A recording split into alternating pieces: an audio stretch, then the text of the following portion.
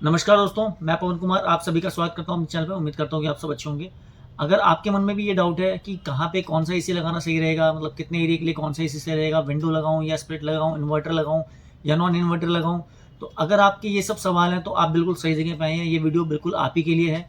आज मैं आपको पूरा एसी के बारे में पूरा गाइड करूंगा, कंप्लीट डिटेल में बताऊंगा आपको कहाँ के लिए कौन सा एसी बेटर रहता है। आपको विंडो एसी लगाना चाहिए, स्प्लिट एसी लगाना चाहिए, इन्वर्टर एसी लगाना चाहिए, नॉन इन्वर्टर एसी लगाना चाहिए। एक कंप्लीट एसी बाइंग गाइड आपको इस वीडियो के थ्रू मिलेगा।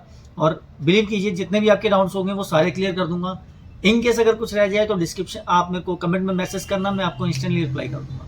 तो आइए वीडियो को स्टार्ट करते हैं। अगर आपने मेरे चैनल अभी तक सब्सक्राइब नहीं करा है तो चैनल को सब्सक्राइब कर लें, ताकि एयर कंडीशन से रिलेटेड वीडियो आपको मिलते रहे रेगुलरली।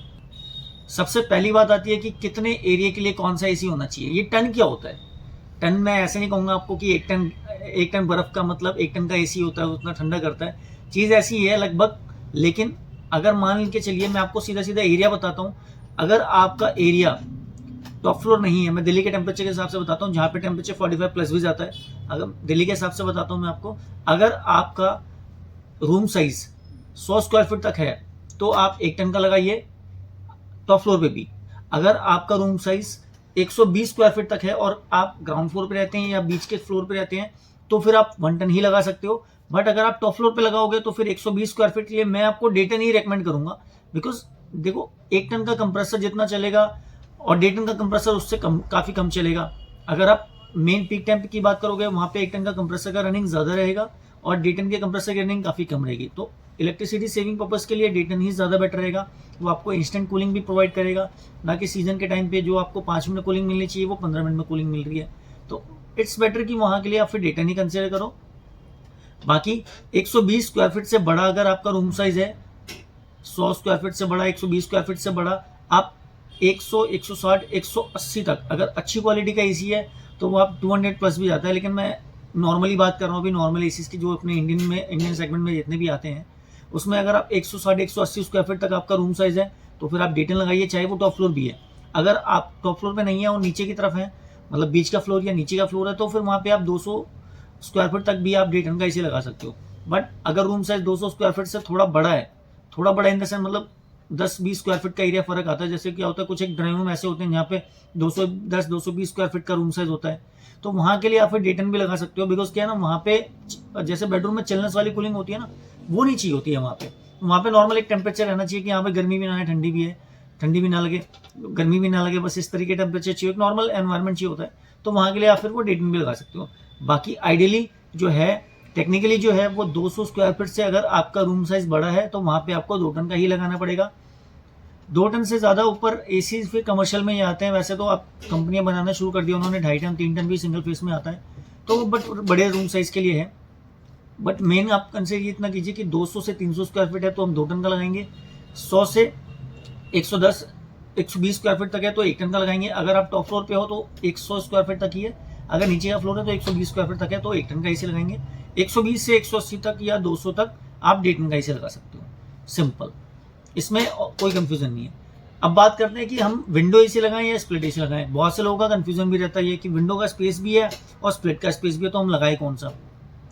देखो, आज के डेट में विंडो की जो मार्केट है ना, वो मुश्किल से 20% की है। 15 से 20% का विंडो का मार्केट है। लेकिन विंडो एक ऐसी चीज है, मतलब जो पुरानी चीज है, जैसे एक ओल्ड इज गोल्ड कहते हैं ना, सेम इस टाइप की चीज है। मतलब विंडो में कुछ नहीं करना, आपको कोई टेक्नीशियन बुलाने की जरूरत नहीं है। एक कारपेंटर आएगा, कारपेंटर विंडो एसी इंस्टॉल कर देगा और वो एसी चल रहा है। उसको सर्विसिंग करने के लिए भी आप खुद ही बाहर निकाल के कर सकते हो। 2 लोग अगर पकड़ के बाहर निकालें, सर्विस की, वापस वैसे लगा दी, तो उसमें टेक्निकली कुछ काम नहीं है। लेकिन विंडो लगाने में 2 ड्रॉबैक हैं। पहला कि आपकी खिड़की खत्म हो जाती है, आप खिड़की को कहीं और यूज नहीं कर सकते, बिकॉज वो विंडो लग जाएगा तो ब्लॉक हो जाएगा, वो आप यूज नहीं कर सकते। दूसरा, विंडो के अंदर नॉइज प्रॉब्लम रहता है थोड़ा सा, क्योंकि विंडो का कंप्रेसर वहीं पे होता है तो इसलिए वो आवाज करता है। तो ये 2 मेन प्रॉब्लम है जिसकी वजह से विंडो एसी रेकमेंड मैं नहीं करता। अगर वहां पे आप विंडो, वैसे तो देखो वैल्यू फॉर मनी रहता है, प्राइस वाइज अगर आप कंपेयर करोगे ना तो वो स्प्लिट से काफी सस्ता पड़ता है। तो इसलिए भी विंडो एसी कंसिडर कर सकते हो अगर आप वैल्यू फॉर मनी लगा रहे हो और कम चलना है। अगर आपको नॉइजी, थोड़ा बहुत नॉइज भी रहेगा तो उससे प्रॉब्लम नहीं है, तो फिर आप लगा सकते हो। या गेस्ट रूम में लगाना है या कहीं ऐसी जगह पर लगाना है जहाँ पर रनिंग कम है, तो कॉस्ट सेविंग के लिए भी हम लगा सकते हैं वहाँ पे। बाकी अगर बात करी जाए स्प्लिट एसी की, तो स्प्लिट एसी बिल्कुल साइलेंट भी रहेगा, थोड़ा स्मार्ट भी लगेगा, आपके घर की लुक को और ज़्यादा इनहेंस करता है, और साइलेंट चलेगा तो पता भी नहीं चलेगा आपको। लेकिन उसमें क्या है, सर्विस कराने के लिए आपको टेक्नीशियन की ज़रूरत है, मतलब हर चीज़ के लिए आपको टेक्नीशियन की ज़रूरत पड़ेगी उसमें। विंडो एसी में थोड़ा सा मेंटेनेंस कम हो रहता है as compare to split AC.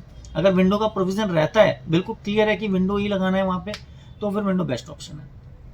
लेकिन अगर आप कंफ्यूज हो विंडो स्प्लिट में, तो मैं स्प्लिट ही रेकमेंड करूंगा, बिकॉज स्प्लिट में रात में आपको सोने में कोई दिक्कत नहीं होने वाली, कोई डिस्टर्बेंस नहीं होने वाली, तो इसलिए स्प्लिट एसी ज़्यादा बेटर है। स्प्लिट एसी में वैराइटीज़ काफ़ी आती हैं, उसमें आपका इन्वर्टर आता है, नॉन इन्वर्टर आता है, ये सारी चीज़ें आती हैं। तो लगाना कौन सा चाहिए मैं, इन्वर्टर या फिर नॉन इन्वर्टर?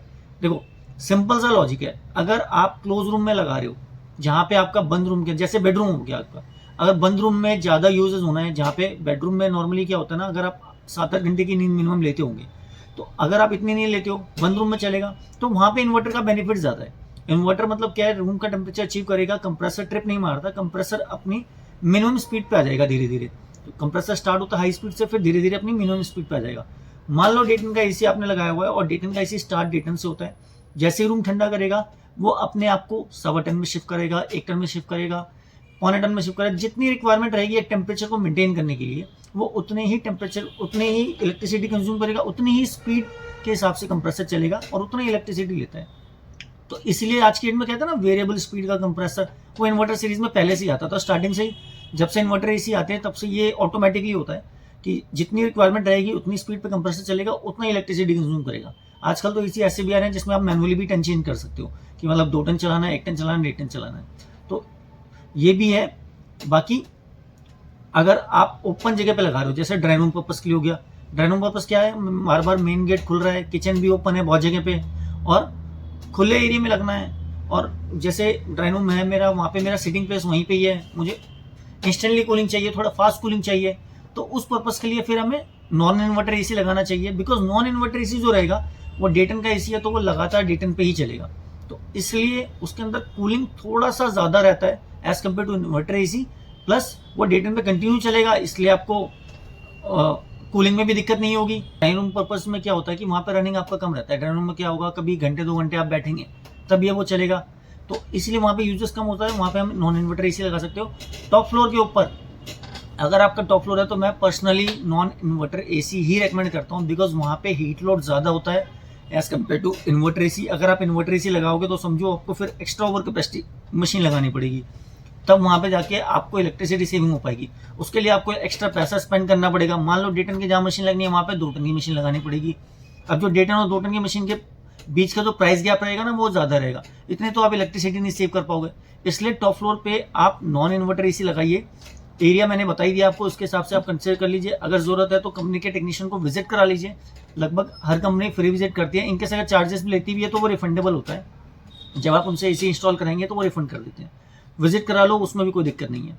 तो ये चीज़ ज़्यादा बेटर है। अगर आप टॉप फ्लोर पे है, नॉन इन्वर्टर एसी लगाइए, वहाँ पे हीट लोड ज़्यादा होता है, गर्मी ज़्यादा होती है, इलेक्ट्रिसिटी सेविंग वहाँ पे ज़्यादा हो नहीं पाएगी, इसलिए आप नॉन इन्वर्टर एसी लगाइए। मेरे हिसाब से वो मेंटेनेंस फ्री भी रहेगा, प्लस वो आपको कूलिंग में भी तंग नहीं करेगा, इसलिए वहाँ पे नॉन इन्वर्टर एसी ज़्यादा बेटर होता है। बाकी जहाँ पे आपका रनिंग कम है, जैसे ड्राइंग रूम हो गया आपका, गेस्ट रूम हो गया आपका, या कोई ऐसा रूम जहाँ पे आपकी रनिंग कम है, स्टडी रूम टाइप, जहाँ पे घंटे 2 घंटे आपका सिटिंग है, तो वहाँ पे आप नॉन इन्वर्टर एसी लगाइए, वो बेस्ट रहता है। तो ये था आज की डेट में पूरा डिटेल वीडियो, कि आपको अच्छे से पता लग जाए कि कहाँ पे कौन सा एसी लगाया जाए, कहाँ पे कौन सा एसी नहीं लगाया जाए। सबसे बड़ी बात दोबारा मैं रिपीट कर देता हूँ आपको, अगर आपको विंडो एसी लगाना है और खिड़की आप चाहते हैं कि, मतलब मेरी एक पर्टिकुलर खिड़की है, वहाँ पे विंडो एसी आपने डिसाइड कर रखा है कि यहाँ पे लगाना है, लेकिन उस कंडीशन में फिर आपको नॉइस प्रॉब्लम से थोड़ा फेस करना पड़ेगा, और प्लस आपकी खिड़की भी वेस्ट हो रही है। और अगर आप स्प्लिट एसी लगाते हो तो वहाँ पे आपकी खिड़की भी बच रही है, प्लस नॉइस से भी आप बच रहे हैं, दोनों कंडीशन में आप बच रहे हैं। इन्वर्टर और नॉन इन्वर्टर की बात करें तो इन्वर्टर एसी आपका बेडरूम पर्पज के लिए बेटर होता है, या फिर क्लोज रूम के लिए, जैसे केबिन भी होता है, वो भी क्लोज रूम में चलता है मोस्टली। तो अगर क्लोज रूम में आप चला रहे हो तो इन्वर्टर एसी लगाइए। अगर आप ओपन में लगा रहे हो, जैसे ड्राइंग रूम हो गया, गेस्ट रूम हो गया, जहाँ पे रनिंग कम है, वहाँ पे आप नॉन इन्वर्टर एसी लगाइए, तो ये चीज़ें बेटर रहेगी। 100 स्क्वायर फीट से 120 स्क्वायर फीट तक के लिए 1 टन, 120 स्क्वायर फीट से 180-200 स्क्वायर फीट तक के लिए 1.5 टन, 200 से 300 स्क्वायर फीट तक के लिए आप 2 टन कंसिडर करिए। किसी किसी कंपनी का एरिया कवरेज 400 स्क्वायर फीट तक भी आता है, तो वो मैं बताऊंगा आपको, जिस कंपनी की मैं अनबॉक्सिंग करके आपको दिखाऊंगा, वो मैं उस टाइम बताऊंगा कि कौन सा एसी कितना एरिया कवर करता है, वो ज़्यादा बेटर रहेगा। तो ये सारा डिटेल था आज के डेट में। अगर आपका एसी से रिलेटेड अभी भी कोई भी क्वेश्चन रहता है तो आप मुझे कमेंट करो, मैं आपको इंस्टेंटली रिप्लाई करूँगा। और अगर आपको एयर कंडीशन की रिक्वायरमेंट है दिल्ली एनसीआर में, तो हमारा वेस्ट दिल्ली में आउटलेट है बाबाजी इलेक्ट्रॉनिक्स के नाम से, आप यहाँ पे विजिट भी कर सकते हो। अगर आप मेरे सब्सक्राइबर होंगे या मेरा चैनल सब्सक्राइब करके आएंगे तो मैं आपको एडिशनल डिस्काउंट भी करा के दूंगा उसके अंदर। तो आई होप आप सभी को मेरा वीडियो अच्छा लगा होगा। मिलता हूँ आपसे नेक्स्ट वीडियो में। Thank you so much.